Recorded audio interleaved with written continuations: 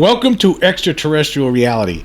What if the gray aliens are actually biological robots, as suggested last year during an interview by Dr. Gary Nolan, the Stanford scientist who is very interested in UFOs, one of the very few mainstream scientists who has expressed a great interest in UFOs and believes it's a subject that needs to be scientifically studied until we get to the bottom of it. He said that last year, that it's believed by some people, actually in the intelligence community, that these things could be actually biological robots. And that could be. It actually does make sense in a way when you think about what happens during alien abductions. A lot of people who get abducted by aliens, they say that it's usually these short gray alien beings. They're 3.5 foot tall to 4.5 foot tall beings.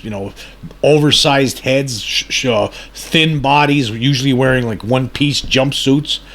They show up and they're the ones who escort the abductee to the alien craft, where inside the alien craft the abductee is laid on a table. A lot of times, there are these taller gray beings that come over and examine the abductees and do certain kind of procedures on them, apparently as part of some sort of an alien hybridization program. Basically, they remove sperm from men, eggs from women. They mix it with alien DNA, apparently, and then they implant a growing fetus inside the female, and a couple months later they abduct the female again and they remove the fetus, and then they grow it in a tank the rest of the way, and they create an apparent mix of a alien and a human being. But I guess, when did this start? You have to wonder who's in charge, and apparently who would be in charge are these praying mantis aliens, insectoid aliens. They look like ants or praying mantises, according to a lot of abductees. Basically what happens is, you have the grays, the short grays, the tall grays, sometimes reptilian creatures too, and apparently they serve like workman type duties just as the grays do, so they're under the control apparently of these praying mantis type beings. And it's to what end? What's the purpose of it all? And where did they, and why did they do this? Why are they doing it here? Are they planning, or is it possible that basically what they're trying to do is basically transform the human race into biological robots, basically things that serve these insectoid creatures? Is that what our future holds? Is that what the future of the human race holds?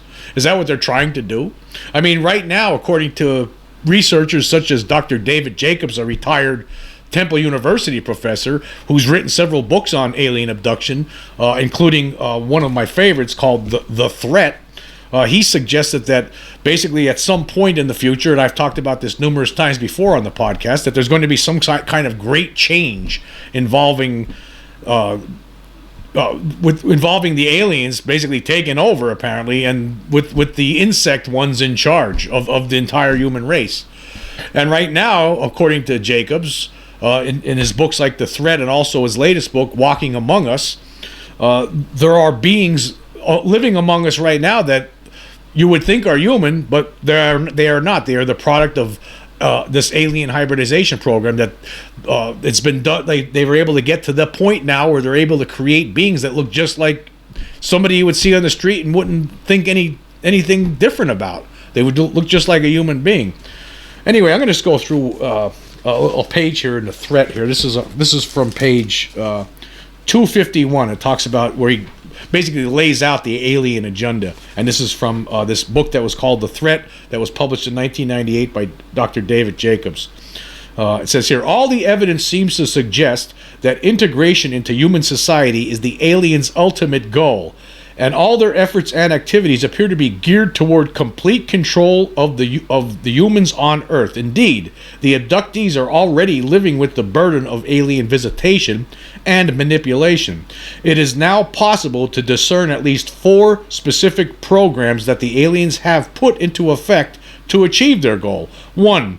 The abduction program. The aliens initially selected human victims around the world and instituted procedures to take these humans and their progeny from their environments without detection. 2. The breeding program.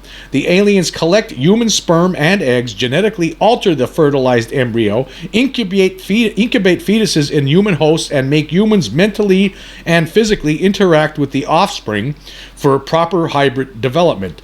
3. The hybridization program. The aliens refine the hybrids by continual alteration and breeding with humans over the generations to become more human while retaining crucial alien characteristics. Perhaps humans are also altered over time and acquire alien characteristics. 4. The integration program. The aliens prepare the abductees for future events. Eventually, the hybrids or the aliens themselves integrate into human society and assume control. And then Jacobs goes on to say, the aliens have suggested that the time is not far off when their programs will end and they will have achieved their goal. Many abductees feel that something is going to happen soon and that the aliens have their goal within sight. So, if that is the case, if that is indeed what's been going on with these gray aliens and these praying mantis aliens, and at some point they're gonna take over, and basically the praying mantises are going to be in charge of the entire planet. I mean, what does that mean for the human race? We really wouldn't know. We just don't know. I mean, we don't even know if this is all true or not. This is what he believes. I mean, after studying this, I mean, he's somebody who actually studied it. He actually had over 1,000, I think well over 1,000 people that he had hypnotized and worked with who were alleged alien abductees, and this is what his conclusions are. So I guess, wouldn't you think that if he's one who studied it, he knows what's going, like, this is what his conclusions are. So I guess it's very possible he's the one who studied it. You didn't, I didn't, no debunker did. This guy did, among other people like Bud Hopkins, John Mack. So there's a lot of people that looked into this, but this is what Jacobs is saying. So if that's true, then what is in store for the human race? And I guess the thing is, we have to start with these gray beings. Are they biological robots? That's the question. Is that what they are? Because they could be. I mean, if that's the case, then that means if they're changing us into something like them, basically mixing our DNA with these gray alien DNA and mixing it up, trying to make them look like us for now, over time that will change it, and then eventually the human race will look like the gray aliens. Are they trying to change us into the gray aliens to make basically the human race become biological robots? I mean, now, of course, before we go on here, I just want to point out, now, of course, it seems to me, right, that there are more than just gray aliens and insectoids and those kind of beings coming here. It seems like, according to different reports over the years, there's other kinds of beings in addition to these. I mean, who knows? The other ones that come here, they could just be passing by, checking us out, and then moving on their merry way, because who knows? I mean, there's billions of other planets out there, I'm sure, that have that support life, and they're probably just like Star Trek. That's what it is probably to them. It's like Star Trek, just going through the universe and checking out and studying and looking for adventure, probably. I mean, who knows, right? But so there does seem like sometimes there are other beings coming here in addition to these grays and insectoid types. But it seems the predominant one are the grays and these insectoid types. The boss of the grays seems to be these praying mantis beings, and apparently also of these reptilian creatures that are sometimes reported.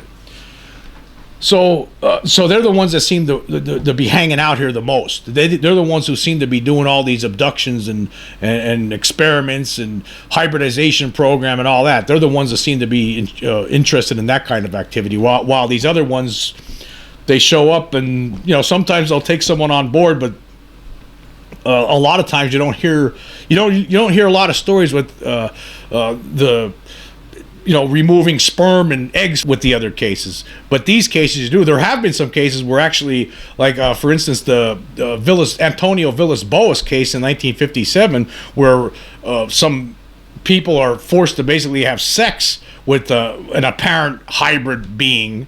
And apparently hybrids do that with human beings sometimes too. And if that's what's happening, are they slowly integrating themselves into our society? So after time, I mean, who knows how long it will take? How many generations will go on? But at some point, are they trying to change our evolution, or maybe they've been doing it the whole time? Who knows? I don't know. There's a lot of questions here that we just don't know. We see we're all born into this world, and we're told what's going on here by teachers in school, by our parents, by our grandparents, and all these different people try to tell us different things, and we think that's all the world has to offer. But really, none of us really know, because those people who are teaching us, they don't know everything. I don't know what's going on. I don't even know what this is all about. Do you? I don't know. How did this all happen? Nobody really knows. So that's why, when you think about all it, this is mind-boggling stuff, actually, when you really think about it. But when you look at the human race the way it is right now, I mean, if they are going to take over at some point in the future and basically transform us into these emotionless creatures just like the Greys, I mean, really, what is the difference? I mean, the way the human race acts right now. I mean, look at the human race, right? We're murderers, we're vicious, we're savage, all of us. As a whole, when you look at the whole thing as a whole, if you're from the outside looking down on this, right, most of us are working tough jobs. I mean, I've worked dozens of different jobs in my life. In addition to working at a newspaper for many years, I drove truck for different companies. I worked in factories. I worked in warehouses, all kinds of different jobs. And I'm sure right now, a lot of people listening to this podcast are toiling away in a factory or a warehouse, or driving in a truck somewhere as a delivery person, delivering stuff like I did for different jobs. We're just constantly working. The human race is constantly push, right? And meanwhile, there's a few of us who were born with silver spoons up our ass that are controlling the whole thing, like basically puppets, right? And they're the ones who they pay certain politicians to get in the office, right? They'll put up the money to get those people in office, so they get their taxes cut. They keep screwing over the little guy. I mean, so what's going to be the difference should the aliens take over? Really, when you think about it, we'll just have our emotions removed, and there won't be people walking into grocery stores with machine guns and blowing everybody away. That's probably the only difference. Every day you turn on the news, you see, okay, here's some people were driving across the border into Mexico. Next thing you know, they're getting shot and killed. They're dragged away by criminals, or some maniac that kills his whole family, or some guy walks in and stabs a whole bunch of young people in a college, right, for no good reason, because we're monsters. You have people blowing up another people, from a guy in charge of Russia dropping bombs on Ukraine, killing thousands and thousands of people for the last year now. This is what we are. We had the Holocaust and the Nazis and all that nonsense. We have people right now who think that stuff is great. I mean, look at the human race. The human race sucks. So if maybe the purpose, what the aliens, they're looking down here and they see this going on, maybe, this is out of control. These people are no good for the planet. Look, they're not only destroying the planet, they don't get along with each other, they're destroying themselves. So why don't we just turn them into biological robots like we did with these creatures? For all we know, right? Those gray beings